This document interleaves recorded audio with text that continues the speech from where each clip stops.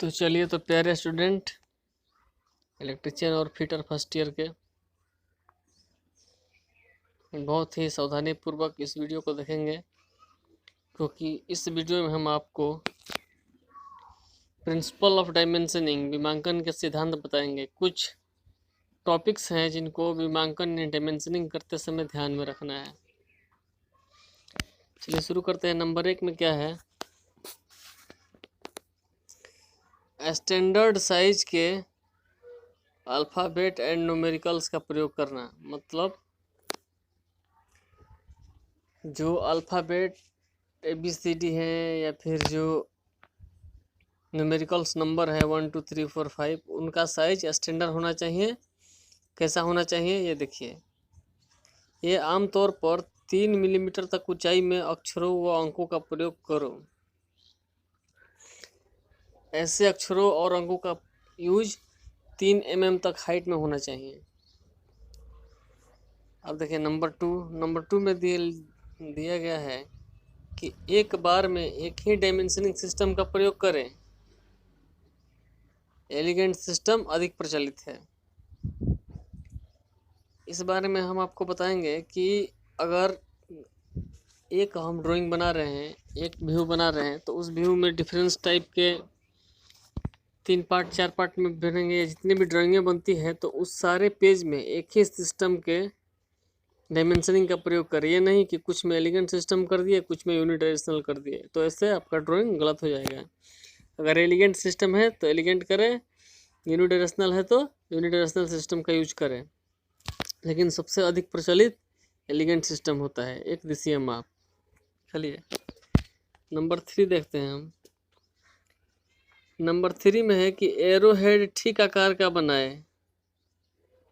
इसकी लंबाई और मोटाई 3:1 का अनुपात रखो। वो हैंड का पॉइंट बिल्कुल एक्सटेंशन लाइन पर मिलना चाहिए। एरो हेड का आकार ठीक होना चाहिए। कैसा होना चाहिए? इसकी लंबाई और मोटाई में 3:1 का रेशियो होना चाहिए। 3:1 का अनुपात होना चाहिए, यानी 3 mm लंबा और 1 mm चौड़ा होना चाहिए। हेड का पॉइंट एकदम बिल्कुल एक्सटेंशन लाइन पर मिल जाना चाहिए। जो हेड का पॉइंट है वो बिल्कुल एक्सटेंशन लाइन पे मिल जाना चाहिए। जैसे कि देखिए ये जो दिखा गया है 15, इसमें क्या है? जो एरो हेड बना है वो 3:1 के रेशियो में बना है और हेड का पॉइंट एकदम एक्सटेंशन लाइन को टच कर रहा है, तो इस रेशियो में बना होना चाहिए। आगे देखते हैं 4 नंबर। एक्सटेंशन लाइन को आउटलाइन से लगभग 1 से 2 मिलीमीटर की दूरी पर से शुरू करें। यानी एक्सटेंशन लाइन जो है उसको आउटलाइन या ऑब्जेक्ट लाइन, एक्सटेंशन लाइन जो है उसको आउटलाइन या ऑब्जेक्ट लाइन, जो कि ड्राइंग का लास्ट बाउंड्री होता है। किसी भी ड्राइंग का बाउंड्री जो होता है जिसको एक्सटेंशन लाइन यानी आउटलाइन या ऑब्जेक्ट लाइन कहते हैं, उससे एक्सटेंशन लाइन की दूरी 1 से 2 मिलीमीटर होनी चाहिए और एक सीध में होनी चाहिए। अंत एक सीध में होना चाहिए, टेढ़ा मेढ़ा नहीं। अब देखिए इसको समझते हैं। ये देखिए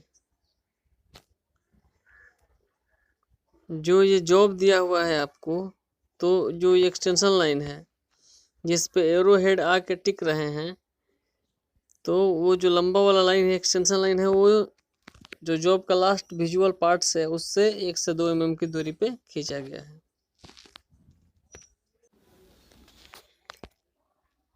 चलिए तो हम फिर आगे बढ़ते हैं।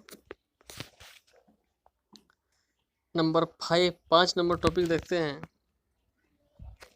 इसमें दिखाया गया है आपको कि डायमेंशन लाइन को आउटलाइन के समानांतर 8 मिलीमीटर दूर खींचना चाहिए तथा न्यूमेरिकल वैल्यू को बीच में लिखना चाहिए। यानी जो हमारा डायमेंशन लाइन है को आउटलाइन के समानांतर 8 मिलीमीटर दूर खींचना चाहिए। यानी डायमेंशन लाइन से आउटलाइन से डायमेंशन लाइन के बीच की दूरी 8 mm होनी चाहिए तथा न्यूमेरिकल वैल्यू को बीच में लिखना चाहिए। जब भी डायमेंशनिंग लिखना शुरू करते हैं हम क्या करते हैं, डायमेंशन लाइन और जो ऑब्जेक्ट का आउटलाइन है उसके बीच की डिस्टेंस 8 mm और बीच में उसका न्यूमेरिकल वैल्यू पुट करें। नंबर 6 देखिए, नंबर 6 में लिखा हुआ है कि दो डायमेंशन लाइन के बीच में कम से कम 6 मिलीमीटर का अंतर होना चाहिए। अगर दो डायमेंशन लाइन है, जैसे कि कोई स्टेप कटिंग जॉब है, तो स्टेप कटिंग जॉब में जब उसका व्यू बना के हम उसको डायमेंशनिंग करेंगे तो उसमें एक स्टेप का अलग डायमेंशन और दूसरे स्टेप का अलग डायमेंशन करना होगा। तो उसमें जो स्टेप कटिंग लाइन है, तो चेन डायमेंशनिंग सिस्टम में